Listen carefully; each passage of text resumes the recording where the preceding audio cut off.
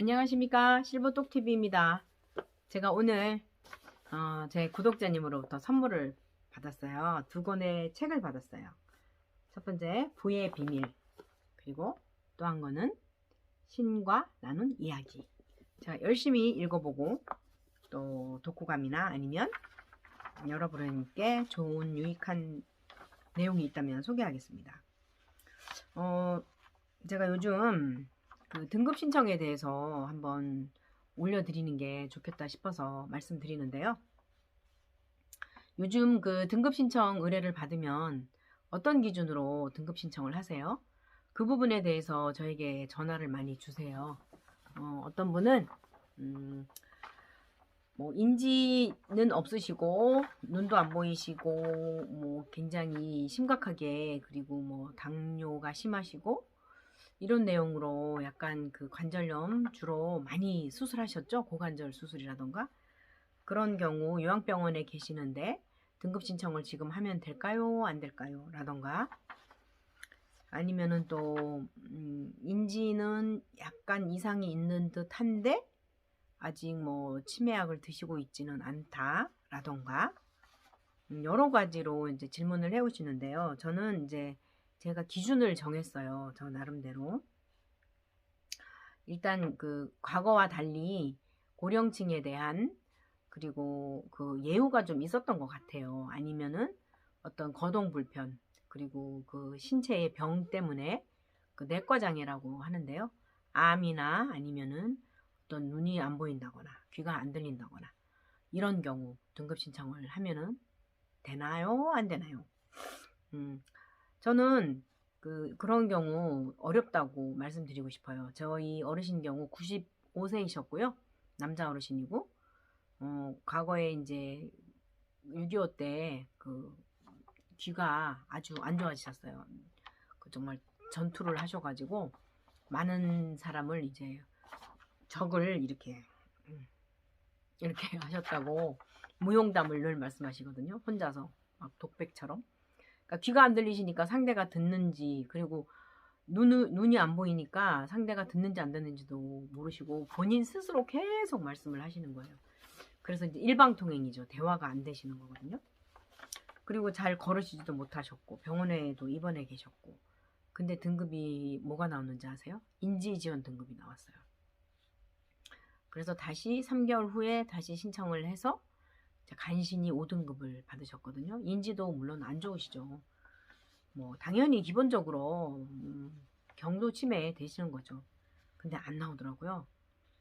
현재 이제 5등급으로 다니시는데 지금 현재는 완전히 눈이 거의 안 보이시고 잘 넘어지셔서 누구의 도움이 필수적으로 필요하고요.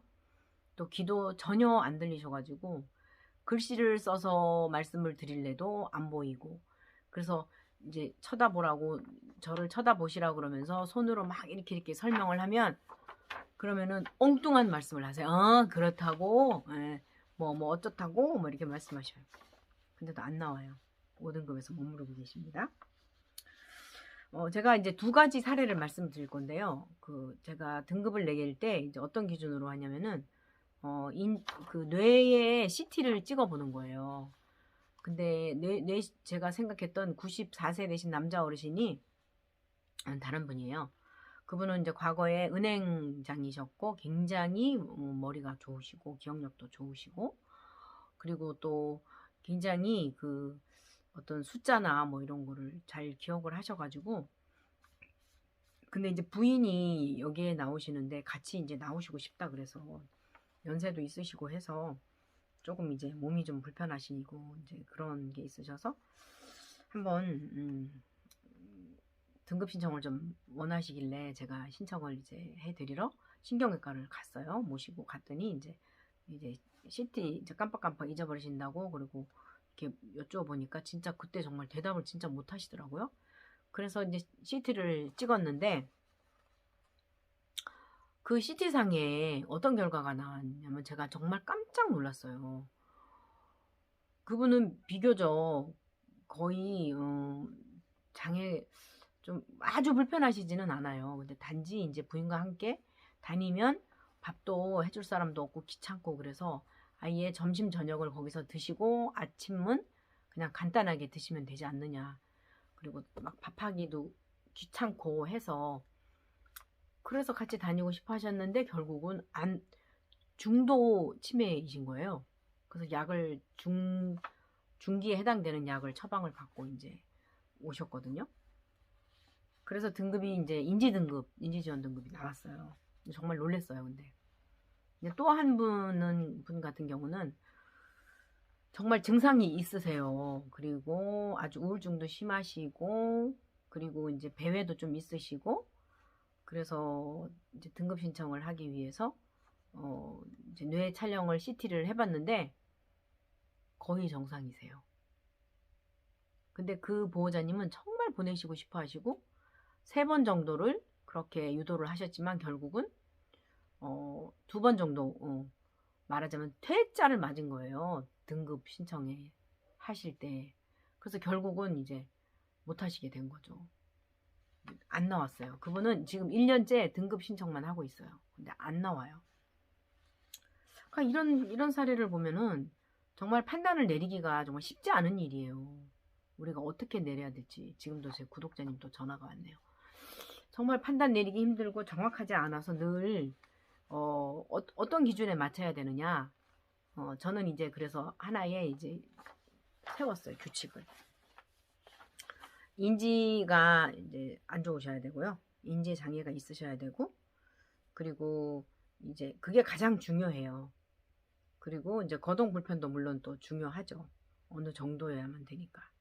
그래서 그런 부분들을 잘 판단을 잘 내리셔야 돼요. 그리고 연세도 있으시고, 첫 번째는 누가 돌볼 사람이 돌봄이 필요하신 분을 등급을 내줘요. 근데 처음에 인지를 무조건 내주는 것 같아요. 또 공단에서 들으시면은 뭐라 그러실지 모르겠지만 항상 저는 의식해요. 혹시 공단에 다니시는 등급판정위원 관련되신 분이라던가 아니면은 또 뭐 센터장님이라던가 아니면 보호자님이라던가 이런 분들을 그런 그 여러 입장을 고려해서 말씀을 드리는데 참 조심스러워요. 근데 등급 내는 일이 예전처럼 후하진 않아요. 아주 뭐라 그래야 되나요? 박하다 그래야 되나요? 아닌 달리 표현이면은 아주 정말 필요하지 않는 한은 등급을 잘 안 내준다. 이거를 유념하시고 그리고 사실요 거짓말로 절대 등급 그렇게 내려고 막 거짓말 하라고 하지 마세요. 막 보호자님한테 무슨 대놓고 모른다 그러세요. 어르신 모른다 그러세요. 막 라던가 이거 안 돼요. 필요하신 분이 이용하셔야죠. 그렇기 때문에 저는 그렇게는 하지 않아요. 충분히 시간을 두고 제가 2년 전에 등급 신청을 해드려서 그 보호자님이 그렇게 내려고 해도 못 내셨는데 제가 해서 이제 신청해서 그때 바로 나왔거든요. 근데 그 어르신 같은 경우 이제 지금 이제 오시게 됐어요. 저희 센터에. 그리고 저희 요즘 막 엄청 많이 몰려오세요. 근데 자리가 없어요. 대기로 이제 걸어 놓으시거나 아니면은 방문 요양을 일단 하시다가 이제 주간보호에 자리 나면은 자리가 또 이제 4월에 이게 나게 되어 있고요. 예정돼 있고요. 참 신기한 건 그 어르신이 3개월마다 따님 댁, 아드님 댁, 아드님이 여기 사시거든요. 근데 한 번도 그 어르신을 3개월이 됐을 때 못 모신 적이 없었어요. 그만큼 자리가 유동성이 많아요.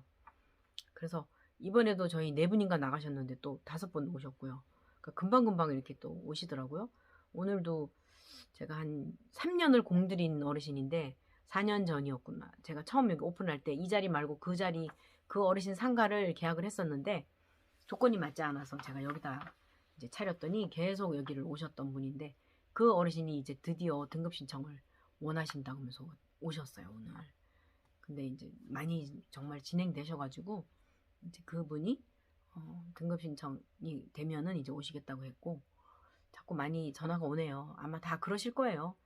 그래서 여러 군데 또 많이 힘들어 하시는 분들 제가 사연 들어보고 제 도움이 정말 필요하다고 생각할 때는 제가 그분 광고해 드릴 거예요. 그래서 오늘도 그 안동에 계신 분 광고 올렸고요.